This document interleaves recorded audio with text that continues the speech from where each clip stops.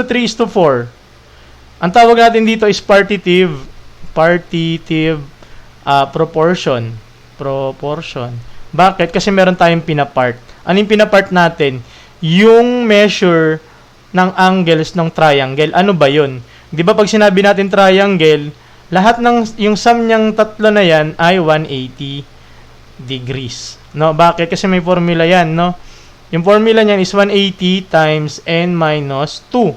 Ito yung tawag diyan is sum, no? Ay, thank you po Sir Ko, no, sa pag-heart me. Thank you po, no. Sir Nats, thank you po, or ma'am, no. Thank you po, no. Ano tawag natin diyan is sum of interior, yung loob, no? Interior angle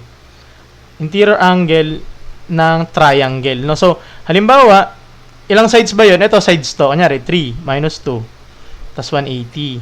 Ngayon, magiging 2